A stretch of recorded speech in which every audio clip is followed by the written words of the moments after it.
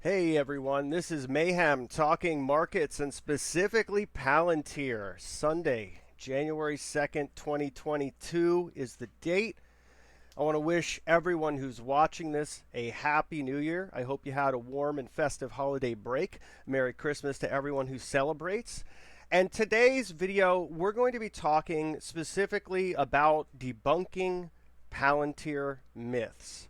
And in particular, from one person on Twitter who's got a pretty large following and has been saying a lot of unfortunate and, quite frankly, easily disprovable things, ranging from conspiracy theories all the way to what to me feels like reaches trying to get attention, trying to defame what Palantir does and conflating them with being some sort of data broker. So without further ado, let's go to this tweet. This is the narrative, the prevailing FUD, and it's totally unfounded. Mr. Gerber put out this tweet. He said, breaking, reveled, I think he meant revealed, that Palantir is tracking all Americans on Twitter, just like the Chinese secret, I think he means secret, service. He goes on to say, woot, woot, and then for-profit spying on our own people. Now, the first thing I want to say about this tweet is it's barely coherent, so I do sincerely hope that Mr. Gerber is okay, because sometimes autocorrect can go wild, but this stokes the fires of concern. Let's put it that way. But the article that Politico actually wrote doesn't even make the sorts of allegations that Mr. Gerber is making in his tweet, at least not in the screenshots that he shared. This tweet, by the way, has already been deleted. It was ratioed, and that means that there were more people replying to it, especially critically, than agreeing with it in terms of likes and retweets. So the reality of Palantir is actually that they prioritize privacy, in fact, more than most other technology companies. And I think this is an important contrast, because my own experience in technology, working in the field, talking to people in the field, and also exploring the implications of technology on our privacy and our security, is that few companies really have the kind of emphasis on privacy, on containerization, on access control rights, on making sure that data is categorized in the level of sensitivity that it should be, and only the allowed parties are given access to it. I haven't seen many data handling platforms that do that the way Foundry does, and the way Gotham does, quite frankly, which is Palantir's government offering. I mean, straight out of the box, you set up Windows, it doesn't have anything like that. Even at the enterprise level, there's a lot of work required to put those kinds of controls into place, and yet here it is at the baseline level with Palantir, Foundry, and with Gotham. And you can see in these articles, Palantir's own blog talks about the data protection that they have built into Foundry. They say, in fact, we recognize that privacy concerns are often complex, multifaceted, and can rarely be addressed by technology alone. We have, therefore, built on our broad experience across industries to also develop procedural best practices in data governance that give meaning and merit to technical controls that are built onto our products by design. So what they're saying is that at the foundational level, they are building to optimize for privacy.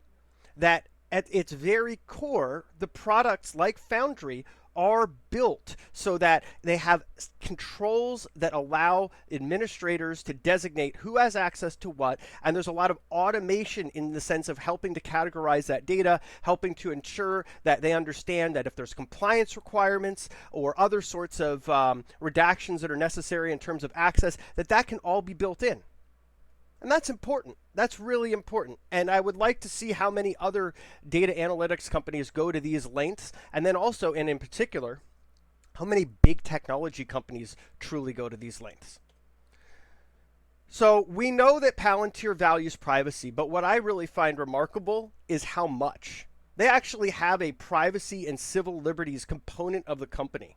And this is something you don't see at a lot of other companies, and in particular in big tech. So, the reason I keep mentioning big tech is Mr. Gerber is a big owner of Apple, Amazon, Google, and Microsoft. And while I personally don't have any problem investing in these companies, if the basis on which you make an argument against Palantir is because they are spying or sharing data or harnessing data flows or otherwise, violating privacy, I think we need to get our facts together. His aforementioned four investments do a lot more of that than anything that Palantir does. In fact, Palantir doesn't even aggregate data. They analyze data, unlike Microsoft, Google, Apple, Amazon. They actually are more agnostic in the flow of that data. They're not capturing it in the sense that they're on people's devices. They're not capturing it in the sense that they're, reading people's email or sharing telemetry data. They're interpreting data, right? And as we just discussed, they compartmentalize the access to that data. Need to know basis only. Best practices, right? So these are principles that are built into Palantir. To quote, systems should incorporate principles of, quote, privacy by design, unquote. Think about what that means as a part of corporate culture, and then ask yourself how many other large technology companies don't just say those things, but stand by them. And so inside Palantir's civil liberties and privacy forum that they have advisors. These advisors are some of the brightest minds in academia and in software and otherwise, attorneys and so forth. To say that Palantir doesn't value privacy, that their whole business model is based on an antithesis of that, it's trying to discredit all these brilliant minds. So let's just put it right there for a second. Like, just to say, oh, Palantir is spying on everyone and they don't care about privacy and they're a terrible company, et cetera, right? We've heard these myths before from the party in question and from others. Well, do you think that all these people would put their reputation on the line to work with a company that doesn't care about privacy? Personally, I don't think so. And I don't think slandering their reputation to associate them with a myth about what Palantir does with regards to privacy is fair. Now, what about big tech? Well, big tech doesn't seem to prioritize privacy. Here's an article from the New York Times, and it's about what data about you can the government get from big tech. And there's a lot of articles that cover this kind of stuff that's out there. In essence, there's a lot that's shared without even a subpoena. With a subpoena, there's more. There's also national security letters where companies can't even tell what's been disclosed, and there's warrants. But as we know, living in America for the last 21 plus years, there's a lot of warrantless surveillance as well. So what we can say is that companies like Google, Apple, Microsoft, Facebook, etc., have access to a lot of our private information, and they don't put up the same kind of compartmentalization and barriers that we hear Foundry and Gotham does around that data. Instead, a lot of that data is aggregated, analyzed, resold, and it's even shared with government agencies. And we'll get on to that in just a moment here. So what is PRISM? PRISM is one of the programs that Edward Snowden revealed the existence of. Bill Binney and others have spoken of things like this as well in the past. It is a NSA program that helps to aggregate data from large technology companies. And as you can see, Microsoft signed up in 2007, Google signed up in 2009, Apple signed up in 2012. So you got all these large technology companies. They are a part of this aggregation mechanism that takes all the data that they have access to and shares it with the National Security Agency. And they do that not only through these large companies that they partnership, but also through telecommunications backbones facilitated by different kinds of large telecom, Verizon, AT&T, etc. And the details of the communications that they're harvesting, these companies are sharing willfully with the U.S. government. This is Microsoft, Google, Apple, Amazon's in this list now too, and more updated content. But I want to just share what was in the original Snowden revelations here. This is actual slides. They are sharing email, chat, video and voice varieties, videos, photos, stored data, voice over IP, file transfer data, video conferencing, notifications of target activity like logins and locations and IP addresses, online social networking details, and special requests, whatever that might mean, right? I think your imagination can do some work there, but the essence of this is that a lot of data that you think might be private is not, and big tech are willfully sharing this data with government agencies that then disseminate it to contractors like Palantir to aggregate and analyze it through Gotham. Now, you got to ask yourself there, okay, where's the problem happening here? Is it with the giant funnel of data from these large technology companies going through NSA that's processed by Gotham, or is it Palantir itself? Because Palantir was just hired to do a job. They're not collecting the data. They're not spying on anyone. These companies and the government, through collaboration, are engaging in that very task, and Palantir is simply a contractor. So in the grand scheme of things, if we want to get ethical, if we want to get super moral about our investments, I guess we can't buy the NASDAQ or the S&P 500 because the NASDAQ's 40% these companies, the S&P is 25% these companies. So I guess all investing is ruined forever if we go by this sort of ethos that all spying is wrong. Of course, I'm being facetious. I think it's nonsensical to apply such philosophy to investments, but I think what's more problematic is when someone like Mr. Gerber goes out there and alleges Palantir is doing all these things that his very investments are doing. Let me say that again. He's making allegations about Palantir that Palantir is not doing, but his own investments are. Apple, Amazon, Google, Microsoft. We see publicly available information that says they are engaged in disseminating private information about Americans. And not just to our government, but this is the most publicly available information, so I wanted to start here. But the other criticism that we hear from Mr. Gerber and other anti-Palantir people is that, oh, well, Palantir works for the ICE, they work for, Immigration's Custom Enforcement, and they work for the Department of Defense, and therefore they're automatically evil and we can't invest with them. Okay. I mean, I understand people have their concerns. I'm not saying that everything that ICE and DOD does is okay or great or wonderful, but we also have to be cognizant of potential hypocrisy. So here's an article from Business Insider, and there's several others like it that show the same information. All these documents are now publicly available that show that Amazon, Google, Microsoft, and other large technology companies are in a frenzy to help ICE build out its own data mining tool to target unauthorized workers. So again, if Palantir is inherently evil and uninvestable because they work with the government, and in particular ICE and DOD, then I guess we have to get really upset with big tech, right? Because they do the same thing and in much larger quantities. But unlike Palantir, who's transparent about their relationships, big tech actually goes to great lengths to hide from this. They don't want you to know who they work with. Now, I understand that clandestine operations are a national security matter. I also understand that reputations should be protected. But let's be honest here about who's doing what and why. It's all in the name of profit. And Palantir is very open about who they work with, where they can be. There's obviously non-disclosure, confidentiality, national security, but they don't go to great lengths to hide from things that are otherwise public. Like we see where these companies are setting up subsidiaries or other kinds of disconnected components that allow them to engage in these contracts without being reported as publicly. So that's a problem, right? Because again, the criticism is Palantir works for ICE and DOD and they're inherently evil. Well, we can honestly say big tech works with ICE and DOD and they go to great lengths to hide it as well. So what does that tell you? And how does that bring up questions about morality and ethics, right, across the board? And if we're going to be critical of one of these companies, we have to be critical of them all, right? We also have the criticism that Palantir is just as bad as the Chinese government and, oh, gosh, all this secret police stuff. And how could we ever work with a company that does things like that, right? But Apple also works closely with the Chinese government. And to be clear, Palantir does not work with the Chinese government. They actually have asked other big tech companies to give clear answers as to why they work with countries that could be considered not so friendly with the United States and the United States' interests, China among them.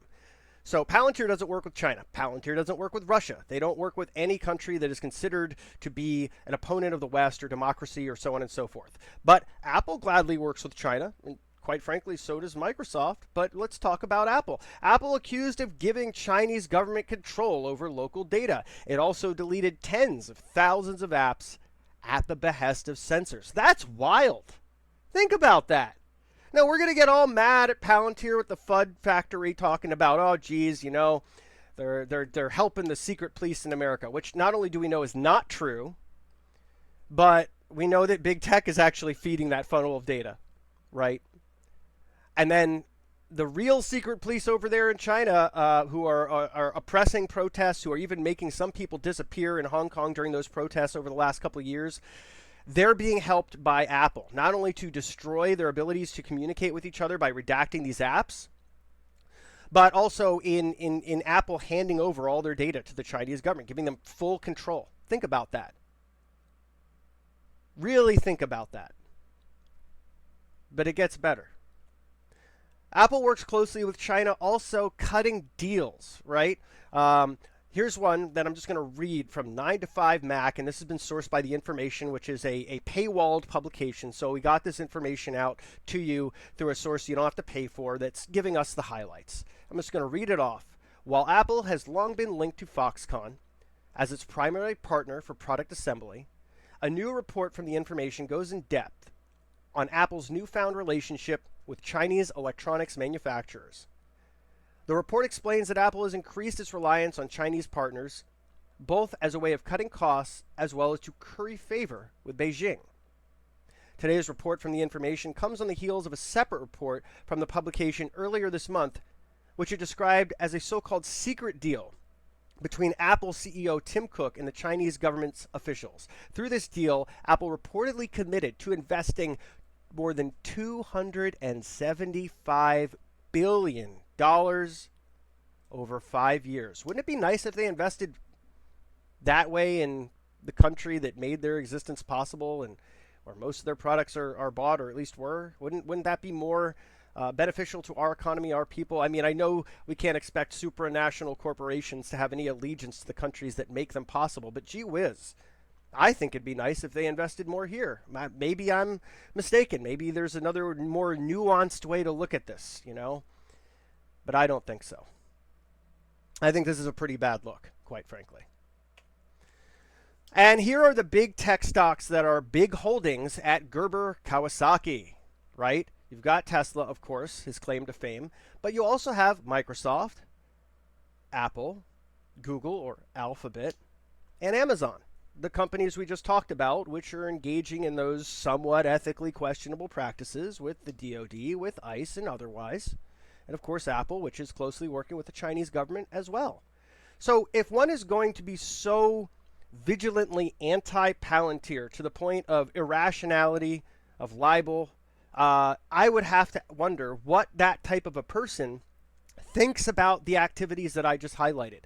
Because surely they would trigger that same ethical alarm that there's something not right. So do these holdings all need to be sold out of GK if that's the views that one of their principals has? Because I would think that perhaps that's the case. If you want to be ethically consistent, you have to be consistent with how you apply these ethics. It's pretty simple. Now let's go back to Ross for a minute, because there's another thing that's going on here that just sort of illustrates a pattern. And first, this is just a bad look. And remember, Ross is really seemingly anti-Republican. Now, I'm pretty independent, so I try to look at things from both sides and be pretty objective. But one of the biggest criticisms that a lot of people had about Trump when he was running was he described himself as very rich, and that was a great part of him. So I found it a little ironic that Ross would tweet this out just to boast. And it is out there. You can go and look on Twitter yourself. All the stuff that I put into this video, it's all public domain. Every single bit of it. So just think about this for a second. Just kind of think about what this means. Why would someone say that? Like, if you're rich, do you really need to broadcast to the world that you're rich? I mean, if it was me, I wouldn't. I know a lot of other people who are very wealthy that don't broadcast their wealth to the world. People who are, successful in their lives, and they don't feel it necessary to be a braggadocio and tell the whole world how they're rich, right? But it also kind of leans into another very difficult question. And this goes back to the whole subject of apparent hypocrisy. If he's rich, why did his firm need a PPP loan, or even two? Especially when he's going on to say that on the left, you can see these tweets, again, public domain, all still out there. He says, PPP bribery scam, #Trump. I bet you can correlate PPP loans and Trump supporters. Want to bet? They should publish the list of companies and amounts. This can't be real. The Lakers got a PPP loan. This whole PPP thing looks like a scam. Another big Trump scam. #CaresAct. 7:30 a.m. PST tomorrow. And the next batch of PPP money goes out. Seems like he's following this pretty closely, right? Let's see if small business actually receive this money, or does it end up in Republican donors' pockets again? On the right, you'll find an image from ProPublica. Gerber Kawasaki Inc. took out $515,458 of PPP loans, all of which were forgiven. Now, let me ask you, if this whole thing is a Trump scam for Trump supporters and they are the only ones that get the benefits and he's rich, why does he need a PPP loan or two? The guy's apparently really a successful investor and is doing really well and is very critical of these government handouts. He thinks it's all a scam and it's fraud and whatever else, okay. If that's the case, why are you getting one? Now, personally, I don't have anything against PPP. I've seen it save a lot of businesses that actually needed it. But what I do have a problem with is someone who doesn't need the loan getting ahead in line of those that do. And also, I'm going to close it here with my final thoughts. If Mr. Gerber hates Palantir so much, why did he own it? This is public information from the SEC's website. You can go look it up. I encourage you to. It shows that he owed, well, it looks like 27,625 shares in this filing from May 7th, 2021. Now, look, again, I don't have any problem with anyone owning Palantir, Amazon, Google, Microsoft, Apple, whatever. Do you? That's what investing is all about. It's our financial journey. But when someone goes out there and starts slandering companies baselessly, providing no information to back up their claims, refuses to discuss it with anyone. I was on a Spaces with him. He dumped a whole bunch of nonsensical ranting about Palantir, and then as soon as he was challenged, he left. Just disappeared. And we weren't even rude. We were very polite. We tried to have just gone. Nope, not going to happen. So, how does he go and he buys Palantir when apparently either this is like the worst company on earth, it's super evil, so he didn't do any of his due diligence, if you can call it that, or he did do it and he just didn't care. And I'm not going to infer because I don't know. All I'm saying is that, either way, there's not a good answer to that question. So I'm going to leave this open-ended. I would love it if Mr. Gerber would take a moment to respond to all of this in the video and let us know why the apparent hypocrisy, why spreading so much disinformation about Palantir, why did he own the company that he apparently despises? I would just like some answers. And then why, as a bonus, why did he take out PPP loans if they're part of a Trump scam? Be nice to know, right? Certainly would help us all figure out a little bit more about what's going on here. And I don't expect any answer. Another friend of mine, Palantir Vision, asked to do a Q&A with Mr. Gerber. He didn't respond. And I don't expect that he will. When he put the tweet out in the beginning of this video that said what he said, he deleted it not too long later. But there's plenty of other material out there that he's put out that is patently false about Palantir. And so I just want to wrap up by saying, A, thank you so much for watching this video. If you liked it, please like and subscribe to my YouTube. B, check me out on Twitter. I'm Mayhem for Markets on there. I'm putting out content regularly there. I also have a website, www.marketsandmayhem.com. So, I'm on YouTube. I'm on Twitter. I've got the website. Other things are in the works. So I appreciate you listening. Really means a lot to me. Appreciate you watching the video, checking out the content I'm putting out there. There's a lot more to come. But I had a sort of, if you want to call it, burning desire to put this out there. So I put it all together pretty quickly. I hope it was good enough for everyone. There'll be more kind of content diving into Palantir later too. I plan to talk more about this company. I am an investor in the company. I have been since the direct public offering, and I feel a little bit taken aback by the amount of just complete disinformation being spread about it, especially by public personalities who should be a little bit more aware, if they are in the world of investing, of what these companies they're talking about actually do. So thanks again, everyone, for tuning in, and hope you've had a great weekend. Happy New Year to all, and we'll be back soon.